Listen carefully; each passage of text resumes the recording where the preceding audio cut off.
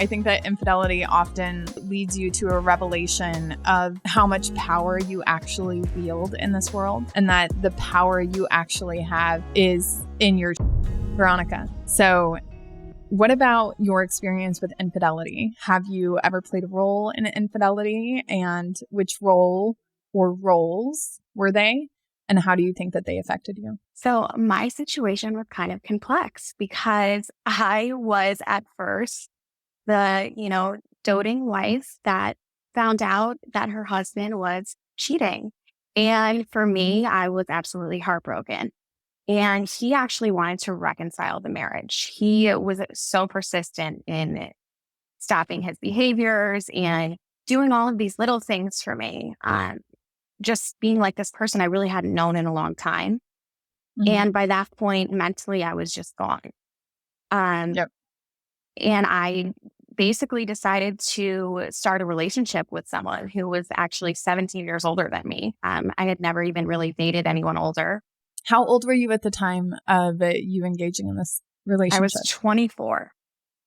I was 24 too. Yes, I know. I just got chills down my back. I was know. I was 24. Yeah. So, and I fell in love with him very quickly, very, very quickly. I think it was like 2 months and I knew I was totally like in love with this person.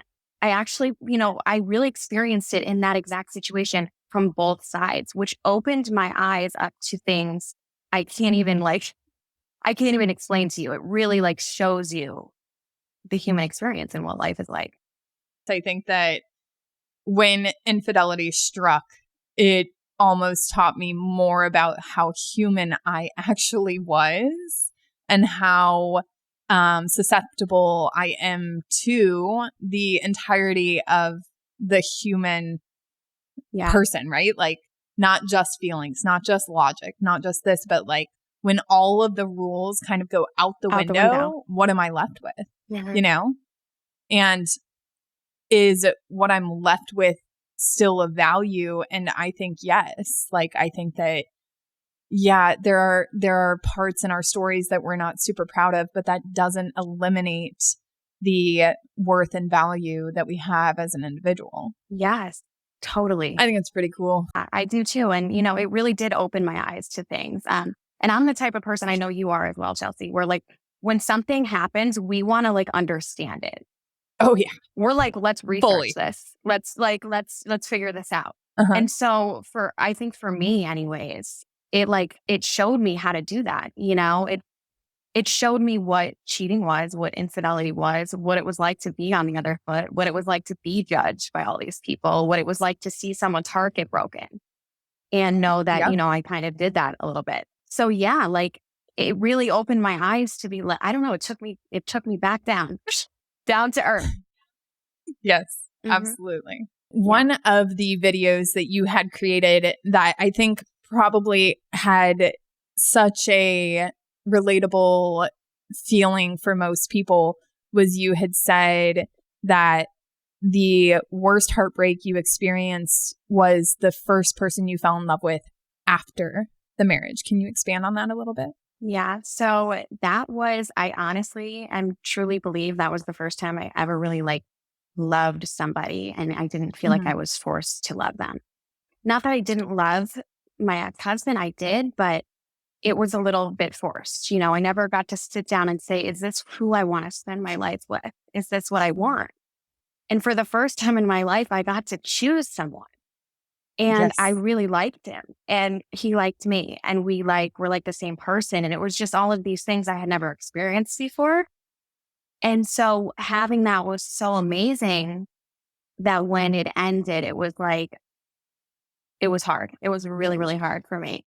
I still consider that person a friend, but it was just such an awakening to like my soul.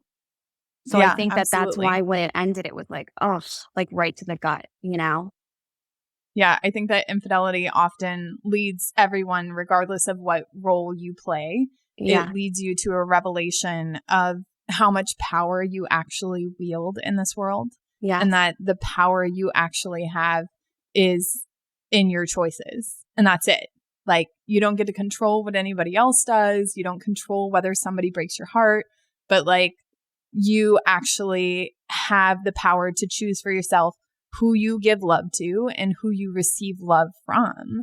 And what you said about, you know, the first time you chose somebody, not for the sake of the outcome or the, you know, what I should be doing or what I need to be doing, but it's kind of like an effortless falling in love with someone just because you felt seen, understood, valued by somebody who doesn't have to, right? Like, exactly. I think That's so spot on. Right. And like wives often are like, oh, well, my husband has to do this for me. And like I should feel this certain way because he's my husband. And it's like, not really, not totally. No, not always.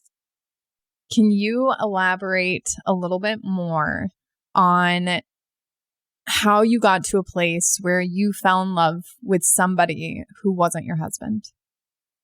Well, you know, my marriage had obviously started to crumble from the inside out.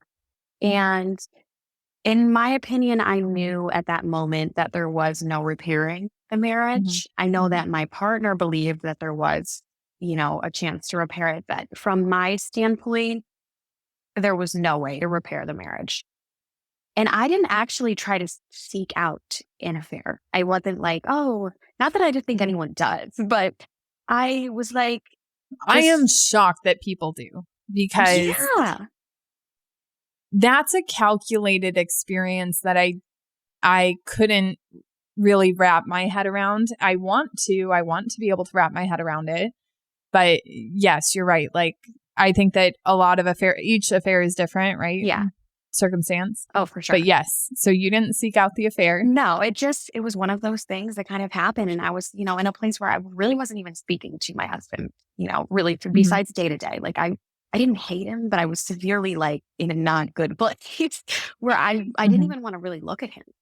And so I was like kind of avoiding him. And I was just trying to spend time with my friends and like out of the house and things like that. And it just happened. And honestly, the first time I saw him, this is going to sound super cliche right now, but the first time I saw him, I was like, oh no, oh no.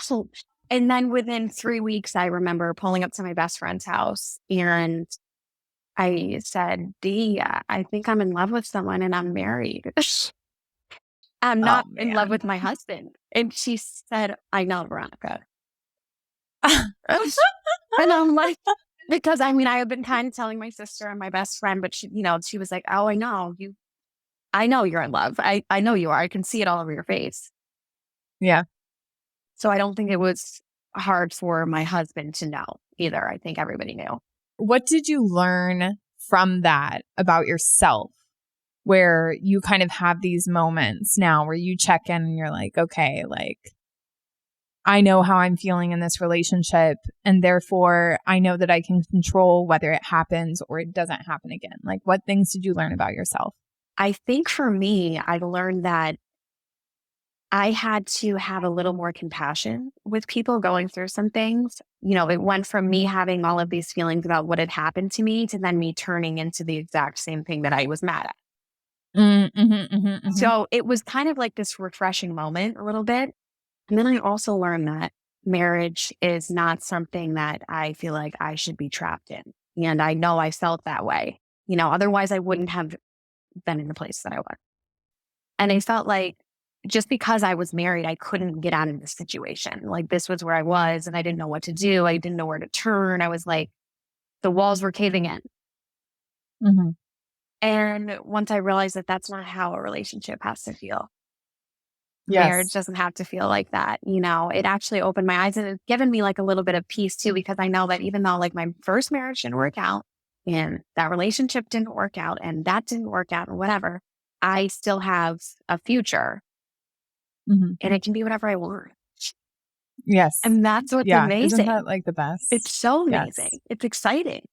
I think when I realized that I wasn't supposed to feel that way, like at all, ever in life, like whether I was married or unmarried, but like that feeling of being trapped, that was when I kind of realized that my own mind needed to be opened to what options there were and how to derive my own healthy course of actions.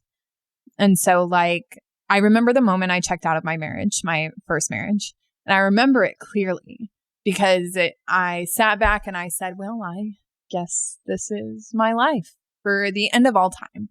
And I just started to just daydream and not pay attention to what was going on or even relish in the anger that I had in that moment that I had checked out. And so it's interesting because it was then that I disassociated. It's then when all of a sudden you're like, okay, I exist inside of this marriage, but what's happening? And I just start to remove myself. I think that a lot of scenarios like this, right? A lot of people like us, we have common threads. And we don't talk about the common threads often because we want to protect the people who built those common threads into us. And I don't have to tear somebody else down. Ooh, What? that's a good one. Yeah, that's totally spot on. We don't want to tear. I don't want to tear anyone down, and I don't have to tear No. anyone down to build myself up. And it's like people will often be like, oh, you never really talk about your first marriage. And I'm like, do I have to? I don't. I can talk about infidelity without talking about my first marriage. I can talk about myself entirely, and people will shame me because they think that I am so self-absorbed. And I'm like, you don't get it. You still don't get it. Like, I have to keep me at the focus in order for me to make good decisions. Exactly. And that's number one. And if you're not thinking that way, I mean, whenever I wasn't thinking that way, my things were spiraling. Yeah. So, and I take care of myself. Yes. I actually care about my wants and needs now. And I care about even small, like it's coming down to all the way to small things, like things I'm eating. I'm caring about what I'm eating now. And like, I never cared about things like that. So yeah, that's just, I don't know. It's just a good thing for me. Mm-hmm. How do you think you have changed as a person since engaging in infidelity? Well, this might get me a little hate, but I think I have become a better person since then, I think, actually. How so? I feel like I have a little more compassion for people these days, of all different people. I always had compassion, but I didn't have compassion for everybody. I always used to say, like, I'm trying to be like Jesus, but I'm not Jesus. Like, I always used to say that because I knew I had flaws. And I knew that, like, there were people I judged heavily. There were people I looked at, like I was putting my nose up at. And now I'm like, I feel like way more down to earth when it comes to things, which is where I want to be. I don't want to be like that. I don't want to walk around in my life like that. I would rather have compassion. Yeah. It makes me happier too. Yeah, me too. I think after the affair, I had willingly disembarked my high horse, like quite quickly, fell off of it. Actually, I didn't disembark. I just fell right off of it. And I actually reached out to the person I had the most resentment inside of myself for. Right. And I was like, hey, I know you've always wanted a relationship with me, and I've always thought you were the scum of the earth. Turns out I am too. So why don't we get together? Yeah. And I started to really understand that resentment and that anger. And then it just brought me to a realization that, like, everyone is human. Everyone is just doing the best they can. And I don't have to engage with them to see their journey through, And that's really important too to remember, I think. If you are thinking in a different like headspace, if you aren't thinking in that way, which I was for a really long time, like I was like, I have to be with this person forever. Like, this is who I died with. Yes.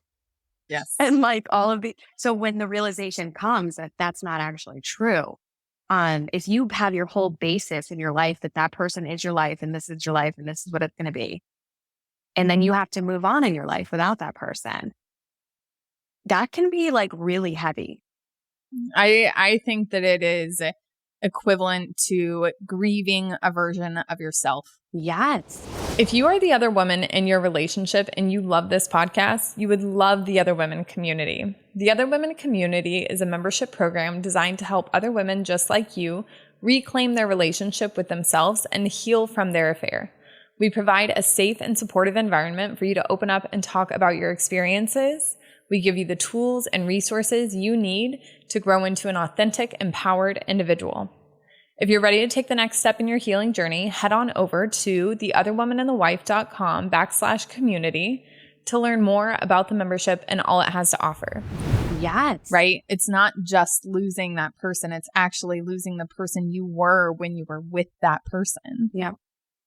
And that's really hard and heavy because then all of a sudden, like, I had a lot of traditional things that I was tied to when Stan and I first got together.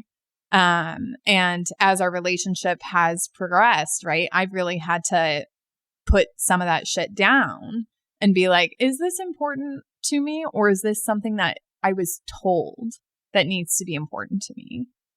And that like was such a freeing experience because then it was like, oh, well, I really actually don't have to fuss over Easter baskets if I don't want to. And I'm definitely not going to make it my husband's job either because that just creates misery in my marriage. Exactly. And what a peaceful place to be at. Mm-hmm. Yeah. And it sounds enjoyable. Yeah. And it sounds so minor, but like when you start implementing that throughout your whole life, it's really not minor. It sounds like the Easter baskets aren't really that big of a deal. But in my mind, for many years, I was like, how are we going to teach the kids? How are we going to, how are they going to have happy memories? And then once I realized that like my happiest memories when I was a kid was me playing with my siblings, I was like, okay, I want to foster that. I want to foster that experience, not the fucking Easter baskets. I want to foster connection and healthy resolution and all of that within my kids. And it became a way more enjoyable, albeit not always successful experience. Well, and that's where I'm at right now. Like since getting a divorce, like I am the mother that I always knew that I was. And I don't think I was a bad mother before at all, but I was like stressed to the max all the time. I mean, I was so stressed out. I wasn't happy in any way. I mean, I was just like, go, go, go. And now I have the same amount of work. I have everything is the same. I mean, I have the same amount of kids. Yeah. But now I parent differently. Like I'm so much more go with the flow. I'm yelling at my kids less. Like, I'm literally almost never yelling at them actually. And I'm like, just in this like peaceful mode and which is the mother I wanted to be. And I always knew I could be her, and so that's also amazing to be able to like parent the way that I can now parent. Yeah. I don't have to duplicate anything.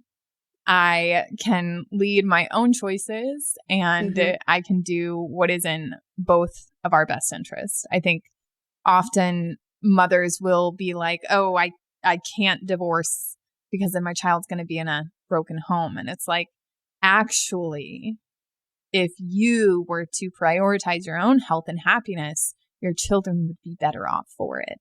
And that's the thing. Once you open your eyes to that, you realize like, you don't have to be married to be a good parent. Yeah. You really you actually really don't have to be married to be a good parent. You can be an awesome parent and not be married. You can be an awesome parent, get divorced and get remarried. Like you can do all of this. But when you fix your happiness, you fix yourself, you go within yourself, your kids don't have to do it for you and they shouldn't have to. So, and that's like my goal in life is they're not responsible for my happiness. You know what I mean? Yes. I am responsible for my happiness. So I need to get myself right. And then they can worry about themselves and their own happiness and their own life and going through their journey. Correct. So that's where I'm at. We are aligned, girl. We are aligned. We are in different states, but we are together. I love it. I got my coffee right here. Go ahead. Drink your coffee, man. That looks like a TikTok coffee. My sister made it for me. She's wonderful. Your sister actually sounds amazing. Did she know about the affair? Yes, she did. Good. She did. She was such a good sister, right? Was it helpful to have somebody to talk to when you were going through it? Yes, actually it was. She's always been there for me actually my whole life. So there's sometimes those people where that like, listen, I have to call this person and be like, listen, there's a dead body in my trunk. This is her. Like this is my sister. So I knew that even if she was a little disappointed or whatever, she would never put that on me and she would never make me feel like a certain way. So Mhm. I, told her basically right away. I mean, very quickly. She knew obviously Yeah, before my husband.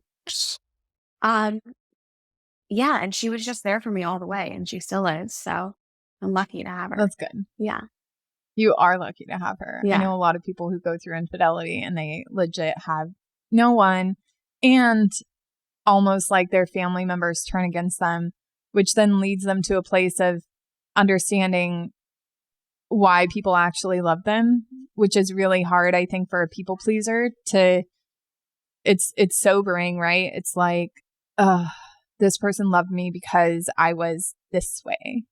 But now that they know the truth of how I feel and what I think, and what I do, they don't love me anymore. And it's Yeah. just like everyone's working. I think that everyone is working to the best of their ability with what they have. Oh, yeah. But that doesn't mean That doesn't hurt. that person is any less. Yeah.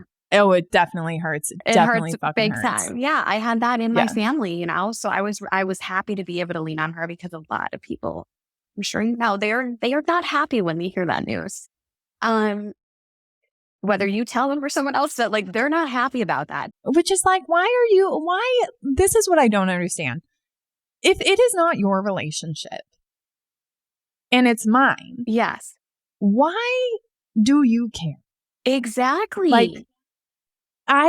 When I think about the girlfriends of mine that I ended up parting with after the affair, I'm like, we can no longer connect because my marriage ended, which didn't include you. My marriage did not include you. You were not one of the people responsible for my marriage, and yet it ended, and now you no longer want to be associated with me as an individual?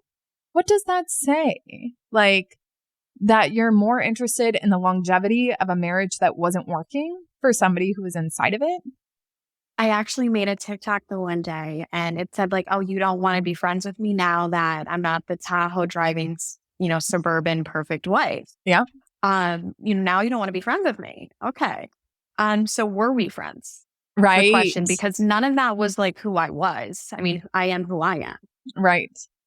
So that was all just little things in my life that really don't mean much. Which is such a revelation, though. But it's a revelation that you actually are alone in this world, and being alone in this world is an okay thing to be. Mm-hmm. How's dating going? So dating is it's very crazy out here. Tell me about This is wild. Yeah, the things I've seen lately, I am telling you. There should be a show for just girls that are dating, like single moms that are dating, and what it's like out here, because you have to be so careful, first of all. And it's hard being a single mom and dating. It's, you got to book the sitter, and is it when your kids are at their dad's, or, you have to do all these things just to go on one stinking date. Yep. So, at this point, I kind of wait and I see if the person's super worth it. I test it out for a couple of weeks, talk to them, and then I'm going from there. But we'll see what happens. I like that you wait to see if the person is worth it. It's like an investment. Oh yeah, sometimes this is so bad. Sometimes I'll cancel because I'm I want to see how they react to this, because I'm gonna probably have to cancel a lot. I really have, because of my kids. I have the 4 kids almost all the time. I love it. And so, and I told one of my guy friends, how does this person deal with disappointment? I want to see. I want to see how this person deals when I am a disappointment to them. I think it's fucking genius. Yes. And it's it sounds kind of bad, but it doesn't. It is what it is. I'm out here and I'm doing something. I'm on a mission right now. Yeah. And I'm not here to waste time. So I'm listen, I'll see how you act. We'll go from there. That's genius. I think it is a very clever way to see what their intentions are. And it's revealing, right? Because if they're like, well, why couldn't you just, or if they aim to be helpful, I think that's telling.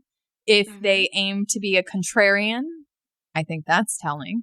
Mm-hmm. And then oh man, that's so smart. It's so smart. If I ever end up on the dating market, I'll be employing that strategy. one guy actually, he went berserk. And actually, I really didn't cancel like just to do it. I really actually had to. And this is when this all started, when I started implementing this, because of his reaction. He was like totally like out of left field. I mean, sent me like paragraphs, like something was crazy wrong, calling me names, all of these things. And he was totally normal for like 2 weeks that I was Already, and you texting weren't him. even married to him. He was calling you names. I know. That's what I said. So I Bold. said, yeah, so I said, okay, little sir, I will see you around. No, thank you, man. And that's when I started doing that. And once in a while I'll do that and see what they do.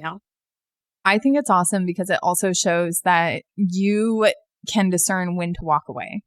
Like, Mm-hmm. I think many women in that circumstance would say, oh, well, I mean, he's disappointed. He has a right to be angry. And it's like, the fuck? He No, does because the not way have a right to yeah. call me names. Well, and You the way know? I look at it now in life is, it's going to sound weird, but if I wouldn't really be doing that to somebody, if they canceled on me, I would never be acting that way. Not saying I'm always right, but I just think that maybe if I'm not doing that right now, I just don't want to be surrounded by that. I would never, Totally. act that way. And I don't even know you, man. Yeah, I'm definitely the yeah. person who is the doormat. I'll let you walk all over me. So if that's my default setting, I'm going to be working harder to reinforce some boundaries. Oh yeah, you have to. And that's another thing, reinforcing boundaries and then sticking to that. I don't know how proud I've become of myself for like sticking to my boundaries and just saying like, nope, that's not for me. Nope, that's not for me. Yeah. Is really empowering and cool. Cause it's like, like I said, I've never been able to choose. So it's like, now I'm like, okay, I can choose. Yeah. The power of choice. Like we actually don't realize it until I think we're in adulthood, especially if we grew up in a fashion where choice wasn't something that we were taught to employ. It was do this, do that, instead of, well, what do you want to choose? And it's like, all of a sudden you get into the adult world and you're overwhelmed with autonomy and choice and agency. And you're just like, oh, well, shit, here we go. It's all my fault. Yep. What do you think about talking to children about infidelity? How can we talk to children about infidelity in a way that makes sense for them? I think it's important. I've had to have this conversation with my kids. There was something I had to tell them, that listen, we're not going to live together anymore. And there's going to be 2 homes. And well, why is this happening? And I've had to explain to them that sometimes people love each other in a different way and they just don't love each other the same as they did before. It's just different now. It's not less, it's not more, it's just different because that's how I think it is. I mean, I don't know about you, but that's how I think it is. I think if we put this thing on kids that, these people have to be in this exact situation. We all have to live in the exact same house and do the exact same thing as everyone else. And it's the way we've been doing it for this many years, forever, or you have a broken home. I don't believe that that's how we should portray this. I think it's really actually damaging. Agreed. Agreed. I don't know if you saw my rant, but it's so funny because I say it all the time. It's really damaging. Stop telling the kids their homes are broken. It's so fucked up. It's so fucked up. Like, why are we doing that? I think we do it because I think that everyone is kind of like born into this world. They look around and they think, oh, this is why I have this like void inside of me because my home wasn't a certain way. And they go to like fulfill that void in really destructive ways. And instead it's like, okay, I want to be able to teach my kids. Like I get into this argument a lot with my kids and they'll be like, why did she get a Band-Aid? That's not fair. I want a Band-Aid. And I have been like really firm on telling my kids like fair is having your needs met. Do you have a roof over your head? Do you have a bed to sleep in at night? Is your belly full? Okay, then we're good. Yeah. Like we don't need to have the same thing as everybody else for things to be considered fair. And the world is unfair in many, many ways. And it's just like, I hate when people told me that my home was broken when I was a kid. I was like, thanks. Well, and like thanks for the leg up. I always heard that too. And like, I really believed it. And I think my parents also believed it, which was also like Mhm. hard. My father was like, totally like, my mother should have, your mother should have never left. And then my mom felt guilt for not leaving or for leaving. So it was like, they kind of instilled that also like, oh, it's a broken home. So like you really do, you look for something to fill the void so you're not broken. And so you can fit in Mhm. like everyone else and have the perfect little family and everything will be fine. And it's like, that's not how it's going to work. Not going to No, work that way. it's not. Yeah.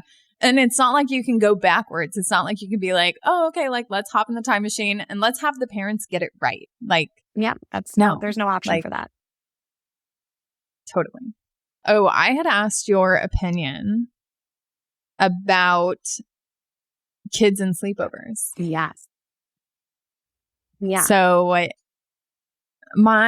think that a lot of women struggle with the decision to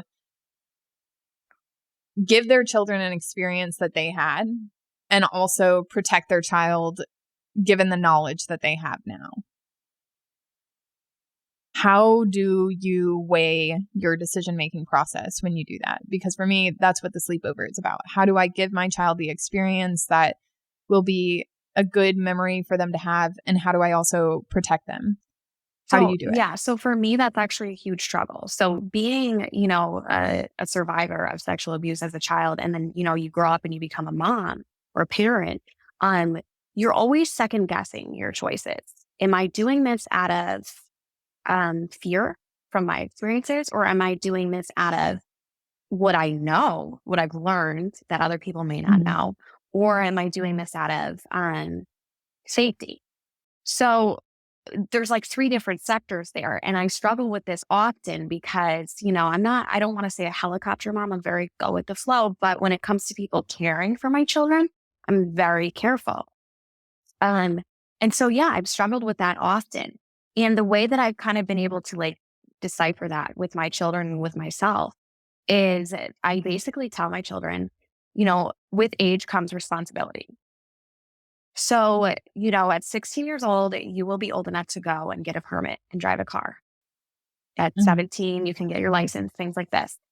At your age right now, I just don't think that you have, enough skills to be able to have this sleepover yet or whatever, Mhm. you're dealing with as a parent. Um, I can let you go to your friend's house and I'm going to pick you up though before bedtime. And then I Mhm. can drop you back off for breakfast in the morning, something like that. And if that's what makes you comfortable as a parent, then that's what makes you comfortable. Yeah. But that's how I explain it with my kids. And it's been easier for them. So they have like a goal in mind. They know when they get a little older, they have a little more responsibility and then Ooh, a little I more like that. responsibility. Um, because kids, they want to get older anyways. Let's be Yeah, honest. yeah, yeah. They're always like, I can't wait to That's be true. big until, then we get big. And then we're like, no, but they always want to get older. So it kind of gives them like this little, well, when you grow up, you get to do this at this age, you get to do this at this age or at this time or whatever. And Little mile marker. yeah, it works for my kids. And I don't know if it'll work for anyone else's, but it works for my girls. As long as it works for you. Yeah. That's what I think. Yeah. I would like to tell you, thank you so much for Thank coming onto you. this podcast. I know that this is like a great risk, especially considering all the hometown heroes talking about you, but way to go taking up space in their mind, Thank you. like hopefully they'll redirect it to themselves. I really appreciate Yeah. it. And I love you. I really do. Yeah, we need to keep in You're contact. so sweet. Thank you. Absolutely. Thank you so much for taking the time to listen to this podcast episode. We appreciate your support and would love to hear your thoughts on it. If you've made it this far, you're likely someone who is invested in the journey of being the other woman. We understand that this can be a difficult and complex experience, which is why we offer guided coaching to help you heal and move forward. We encourage you to explore the links in the episode description or visit theotherwomanandthewife.com/coaching to learn more about our exclusive coaching program and apply today. Thank you again for your support, and we look forward to seeing you in the next episode.